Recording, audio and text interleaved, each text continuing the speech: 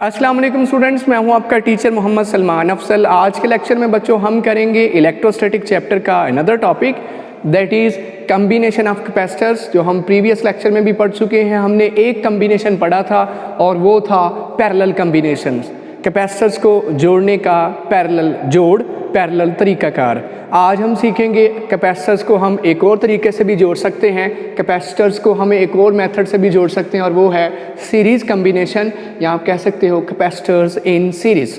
देखिए बच्चों, इस वीडियो को लास्ट तक देखिएगा और इंशाल्लाह से ये वीडियो देखने के बाद आपको ये टॉपिक, ये कॉन्सेप्ट आपके जहन में बैठ जाएगा, क्योंकि ये एक लॉन्ग क्वेश्चन है और बोर्ड के अंदर लॉन्ग क्वेश्चन के तौर पे आता है। इसी तरह से जो पिछला टॉपिक था कैपेसिटर्स इन पैरेलल या पैरेलल कम्बिनेशन, वो भी लॉन्ग क्वेश्चन आता है एग्जाम्स के अंदर, तो इक्विवेलेंट कैपेसिटेंस मालूम करनी है। इस टॉपिक का कंसर्न भी ये होगा कि हमें 3 कैपेसिटर्स दिए गए हैं और हमने उन्हें सीरीज़ तरीकाकार से जोड़ना है और हमें जानना है इनकी इक्विवेलेंट टोटल मसावी कैपेसिटेंस कितनी आएगी। आया वो इंडिविजुअल कैपेसिटेंस से बढ़ जाएगी या इंडिविजुअली सारी ऐड होके इक्विवेलेंट कैपेसिटेंस बन जाएगी। आइए सबसे पहले इसके डायग्राम बनाते हैं और फिर इसकी एक्सप्लेनेशन देते हैं।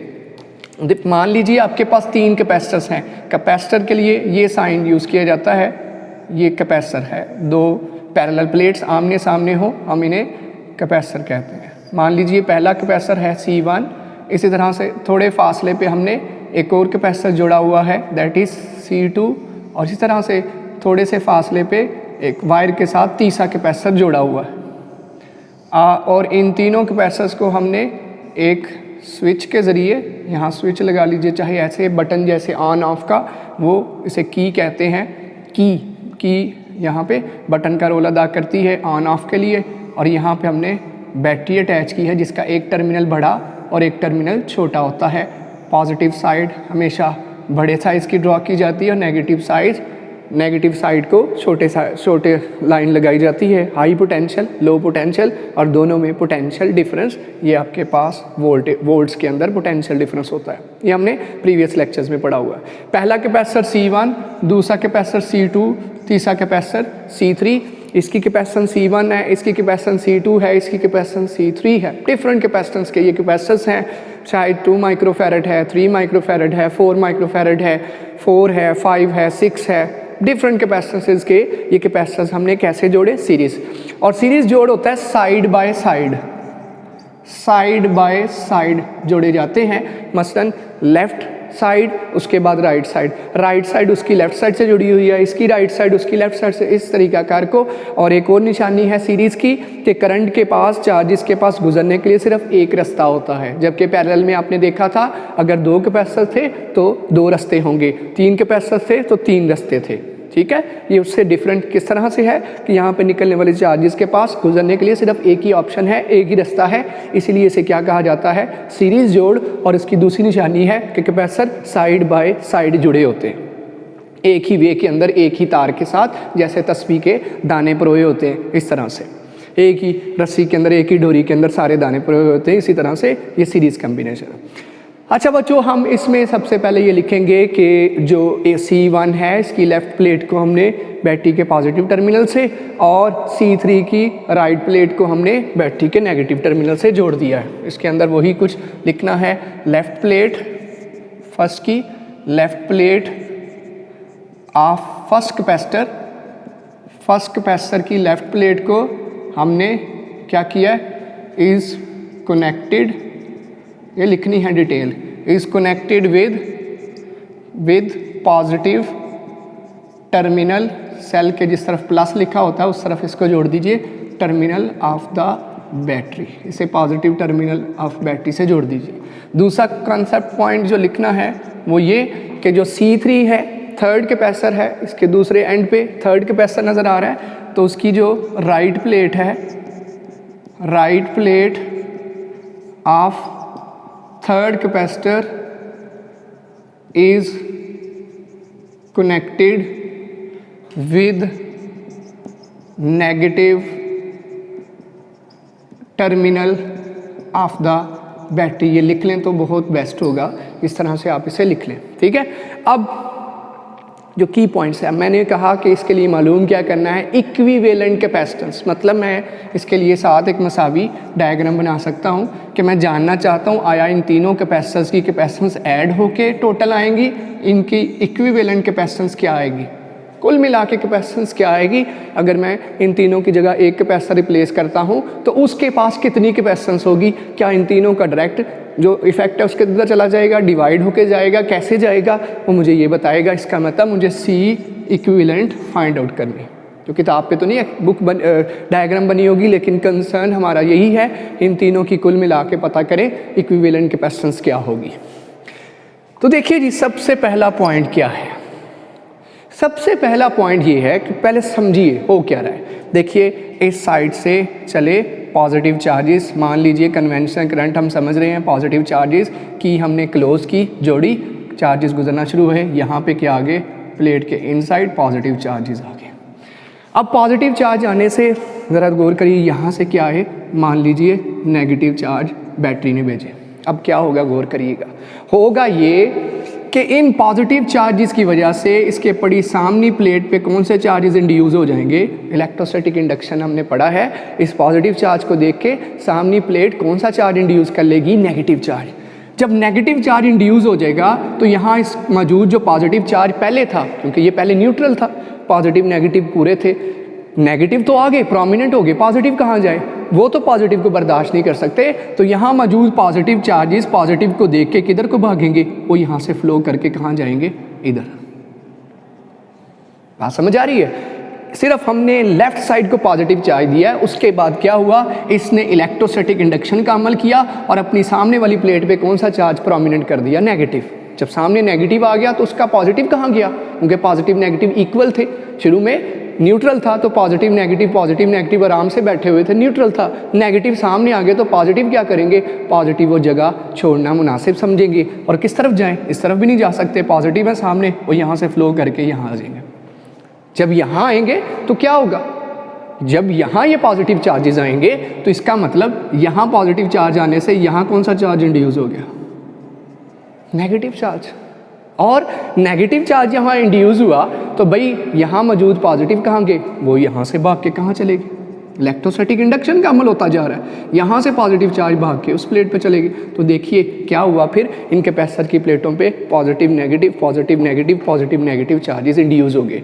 कैपेसिटर चार्जेस को स्टोर करता है, चार्जेस आते जा रहे हैं और डिवेलप होते जा रहे हैं। इलेक्ट्रिक फील्ड की सेंस में यहाँ इलेक्ट्रिक फील्ड बढ़ती चली है, इलेक्ट्रिक फील्ड डिवेलप होती जा रही है। इलेक्ट्रिक फील्ड की शक्ल में हम जानते हैं कि इलेक्ट्रिक चार्जेस कैपेसिटर के अंदर इलेक्ट्रिक फील्ड की सेंस में स्टोर होते चले जाते हैं, स्टोर होते जबकि बैटरी के अंदर हम जानते हैं चार्जेस केमिकल एनर्जी की शक्ल में, केमिकल की शक्ल में, पाउडर की शक्ल में स्टोर होते हैं। यहाँ इन दोनों में फ़र्क ही है, और ये फास्ट होते हैं, यहाँ पे बड़े रैपिड होते हैं, तेज़ी से चार्ज होती है बैटरी की निस्बत, और इसकी डिसिपेशन भी फास्टली होती है। इसीलिए तो मुख्तलिफ़ चीज़ों के अंदर हम क्या यूज़ करते हैं, बैटरी की जगह कैपेसिटर यूज़ करते हैं, क्योंकि बड़ा रैपिड ये चार्जेस को फ्लो करवाता है और नतीजा हमारी चीज़ें इससे बेहतर तरीके से बैटरी की निस्बत चल सकती हैं। तो ये आपके पास साइंस सेंस समझ आ रही है। अब गौर करिएगा, गौर क्या करना है, जो चार्जेस यहाँ से आए थे, जो चार्जेस यहाँ से आए थे वो क्या चार्जेस, उतने ही चार्जेस यहाँ से आगे ट्रैवल करके नहीं गए। जितने चार्जेस यहाँ आए उतने ही चार्जेस आगे इलेक्ट्रोस्टैटिक इंडक्शन के नतीजे में चले गए, उतने ही चार्जेस उन्होंने वहाँ से जाना मुनासिब समझा। इसका मतलब हर कैपेसिटर के ऊपर चार्जेस की मिकदार यहाँ Q1 होनी थी, यहाँ Q2 होनी थी, यहाँ Q3, ये तीनों आपस में बराबर है। क्यों बराबर हैं, जितने चार्जेस यहाँ से आए उतने ही यहाँ आगे, उतने ही आगे चले गए, उतने ही यहाँ आगे, उतने ही आगे चले गए। तो इसका मतलब इक्वल अमाउंट ऑफ चार्ज यहाँ से ट्रैवल कर रहा है और हर कैपेसिटर की प्लेट पे जा रहा है। तो मैं कह सकता हूँ कि तीनों की तीनों प्लेट पे चार्ज जाने वाले इक्वल अमाउंट में है। बात समझ आ रही? मैं इसकी मिसाल अक्सर ऐसे देता हूँ, पिछले लेक्चर में भी दी। फ़र्ज़ कर लिए चार्जेस हैं, गाड़ियाँ 100 की 100 गाड़ियाँ आई यहाँ पे, यहाँ से पोटेंशियल दिया आगे चली गई, पोटेंशियल दिया आगे चली गई, पोटेंशियल दिया आगे चली गई। इसका मतलब हर जगह से 100 चार्जेस यहाँ से आगे, यहाँ से आगे, यहाँ से आगे इंड्यूस होते जा रहे, आगे जा रहे, इंड्यूस करवा के आगे, इंड्यूस करवा के आगे, और ये फ्लो चलता जा रहा है। बैटरी से निकल के कैपेसिटर निकल गई, इस तरह से चार्जिंग का अमल भी होता जा रहा है और आगे भी निकलते जा रहे हैं। इज इट क्लियर बच्चों? इसका मतलब तीनों के कैपेसिटर्स के पास क्या चीज़ सेम है, और वो चीज़ क्या है? Q1 Q2 Q3 इक्वल है। इन सीरीज कम्बिनेशन तीनों कैपेसिटर्स के पास चार्जेस की मिकदार सेम है। जितने चार्जेस यहाँ उतने ही यहाँ, चाहे आया इनकी कैपेसिटेंस डिफरेंट है, चाहे इनकी कैपेसिटेंस डिफरेंट हो, लेकिन इक्वल अमाउंट ऑफ चार्ज यहाँ आया तो आगे चला गया, आया आगे चला गया, आया आगे चला गया, तो ये चार्जेस की मिकदार हर कैपेसिटर पे आएगी सेम। क्लियर बच्चों? दूसरा पॉइंट, फिर क्या चीज़ डिफरेंट है? डिफरेंट क्या है? देखिए बैटरी क्या दे रही है? चार्जेस के जरिए इलेक्ट्रोस्टैटिक पोटेंशियल, इलेक्ट्रोस्टैटिक पोटेंशियल और पॉजिटिव और नेगेटिव के दरमियान पोटेंशियल डिफरेंस, पॉजिटिव और नेगेटिव के दरमियान पोटेंशियल डिफरेंस, पॉजिटिव और नेगेटिव के दरमियान पोटेंशियल डिफरेंस, पॉजिटिव और नेगेटिव के दरमियान पोटेंशियल डिफरेंस चार्जेस मुहैया कर रहे हैं, चार्जेस दे रहे हैं ना। चार्जेस मौजूद होंगे तो पोटेंशियल डिफरेंस होगा, इसे V के साथ वोल्ट्स के अंदर मेजर करते हैं, लिखते भी हैं। तो बताइए ज़रा, क्या पोटेंशियल डिफरेंस यहाँ का, यहाँ का, यहाँ का सेम होगा? नहीं सेम होगा। देखिए जो चार्ज इलेक्ट्रोस्टैटिक पोटेंशियल यहाँ पर रखते हैं वो यहाँ नहीं है, जो यहाँ रखते हैं वो यहाँ नहीं है। इलेक्ट्रोस्टैटिक पोटेंशियल तो डिवाइड हो गया ना, चार्ज तो सब में से एक से ऐसा गुजरा, लेकिन जितना इलेक्ट्रोस्टैटिक पोटेंशियल यहाँ था, क्या उतना ही उन चार्जेस के पास यहाँ पोटेंशियल हो गया? क्या उतना ही इलेक्ट्रोस्टैटिक पोटेंशियल यहाँ डेवलप कर पाएंगे? नहीं, इसकी बारी पहले है, ये बाद में है, ये बाद में है। इलेक्ट्रोस्टैटिक पोटेंशियल डिवाइड हो जाएगा, इसका मतलब यहाँ V1, यहाँ V2, यहाँ V3, तीनों के कैपेसिटर्स को डिफरेंट इलेक्ट्रोस्टैटिक पोटेंशियल मुहैया होगा। फर्ज करिए 3 वोल्ट प्लस का है, 3 वोल्ट माइनस का है, तो हो सकता है यहाँ 3 वोल्ट और -3 वोल्ट पहुँचे, यहाँ पहुँचे 2 वोल्ट माइनस का आ जाए, यहाँ 1 वोल्ट -1 वोल्ट आ जाए, फिर ये चार्ज यहाँ आ जाए।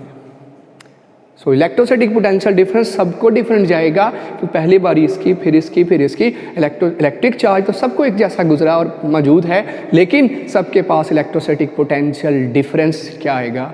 डिफरेंट आएगा, डिफरेंट आएगा।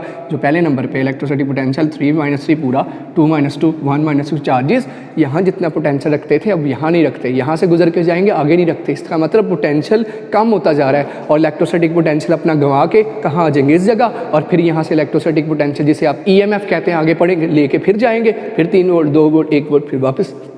इसका मतलब इलेक्ट्रोस्टैटिक पोटेंशियल 3 मुख्तलिफ कैपेसिटर्स के अंदर डिवाइड हो गया, तकसीम हो गया। तो कुल इलेक्ट्रोस्टैटिक पोटेंशियल फिर किसके बराबर है? V1 + V2 + V3। तीनों को जमा करना पड़ेगा, 3 + 2 + 1 कितना आ जाएगा? 6 वोल्ट कैसे तकसीम हो गया? 3 यहाँ चला गया, 2 यहाँ चला गया, 1 चला गया, 6 वोल्ट आपके पास आ गया। 12 था, 6 4 2 इलेक्ट्रोस्टैटिक पोटेंशियल डिवाइड होके तीनों के अंदर डिवाइड हुआ, कुल जो पोटेंशियल है वो तीनों को जमा करके आना पड़ेगा।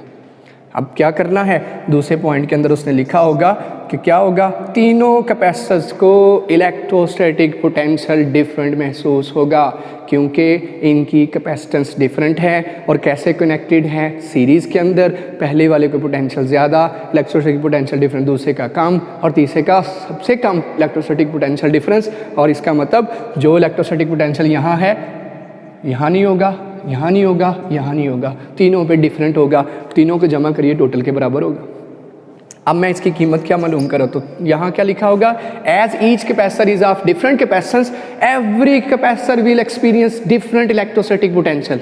हर कैपेसिटर को चार्ज तो एक जैसा मिलेगा, क्योंकि चार्ज देने वाले ये है, लेकिन हर कैपेसिटर को, हर इलेक्ट्रोस्टैटिक इंडक्शन के नतीजे में, लेकिन हर कैपेसिटर को जो इलेक्ट्रोस्टैटिक पोटेंशियल डिफरेंस मिलेगा ज़्यादा कम मतलब डिफरेंट इलेक्ट्रोस्टैटिक पोटेंशियल होगा। तो इसका मतलब मैं V1 V2 और V3 की कीमतें मालूम करूँगा। और वो कैसे करूँगा?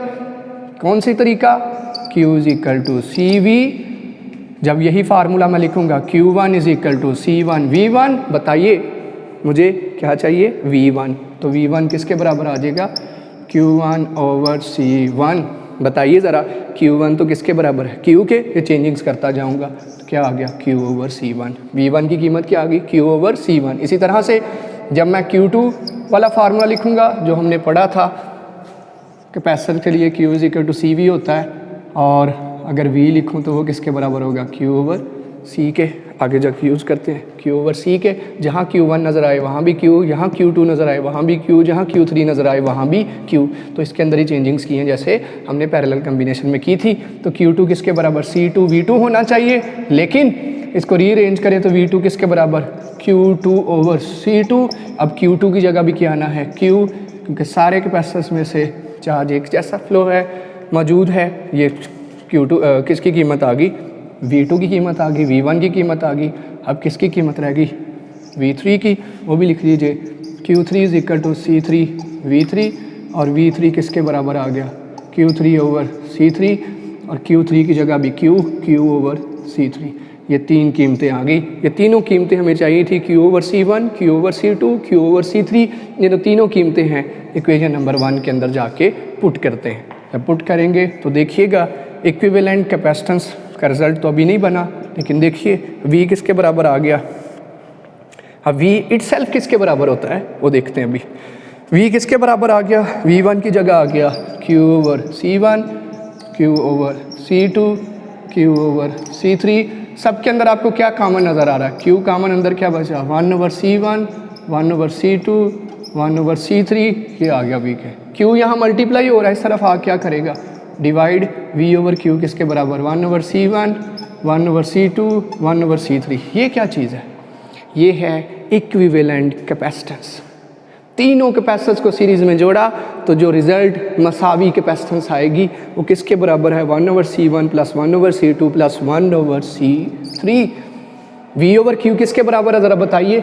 V/Q निकालो यहाँ से, Q = CV के फार्मूले से V/Q निकालो तो क्या होगा, Q/V तो आ गया C, तो V/Q किसके बराबर आ गया, उलट दिए तो 1/C के। इसका मतलब ये जो है ये आपके पास 1/C इक्विवेलेंट है किसके बराबर 1/C1, 1/C2, 1/C3। ये आपके पास इक्विवेलेंट कैपेसिटेंस है जब आपके पास तीन कैपेसिटर्स कैसे जुड़े हों किसी सर्किट के अंदर किसी बैटरी के साथ सीरीज़ में जुड़े हों, तो आपकी कैपेसिटेंस 1/C1, 1/C2, 1/C3 को जमा करने पे आएगी। और अगर इसी तरह से n कैपेसिटर्स, 5वां पॉइंट, n कैपेसिटर्स जुड़े हों तो उनकी इक्विवेलेंट कैपेसिटेंस, जो इक्विवेलेंट कैपेसिटर आएगा वो कैसे आएगा, सारे कैपेसिटेंस की कैपेसिटेंस को इन्वर्स करके जमा करना पड़ेगा। थ्रू आउट जाते जाइए 1/Cn इस तरह से। इंडिविजुअल कैपेसिटेंसेस के रेसिप्रोकल उलट को जमा करते जाइए, आपके पास इक्विवेलेंट कैपेसिटेंस आ जाएगी इन सब की capacitance in case of series capacitors. बात समझ आई। सीरीज़ कैपेसिटर्स, जब कैपेसिटर सीरीज़ कम्बिनेशन में लगाए जाते हैं, सीरीज़ तरीका से जोड़े जाते हैं, तो सबके पास charges same same same flow भी करते हैं, मौजूद भी होते हैं, जबकि पोटेंशियल इसके पास इसके पास इसके पास डिफरेंट पहुंचता है। पहले नंबर पे पोटेंशियल ज़्यादा कम कम, इस तरह से इलेक्ट्रोस्टैटिक पोटेंशियल डिफरेंस इससे सोर्स के पोटेंशियल से डिफरेंट होगा। इसका मतलब सोर्स का पोटेंशियल तीन हिस्सों में तकसीम हो गया, V1 + V2 + V3 पे। वहाँ वैल्यूज़ दर्ज की तो आपके पास ये रिज़ल्ट आ गया। ये था हमारा सीरीज़ जोड़। इससे रिलेटेड न्यूमेरिकल्स भी हैं, एग्जाम्पल्स भी हैं, वो भी हम सॉल्व करेंगे। आज का लेक्चर यही था जिसमें हमने सीरीज़ तरीक़ाकार से कैपेसिटर्स को जोड़ा और ये डिटेल में पढ़ा। ये लॉन्ग क्वेश्चन है बोर्ड पॉइंट ऑफ व्यू से। उम्मीद करता हूँ आपको अच्छे से ये टॉपिक समझ आ गया होगा। 5 पॉइंट्स के साथ आप ये डिस्कस करिए, ठीक है। ईच एंड एवरी कॉन्सेप्ट आपको अब क्लियर होना चाहिए। इसी के साथ मैं आपसे इजाज़त चाहूँगा। अल्लाह हाफिज़।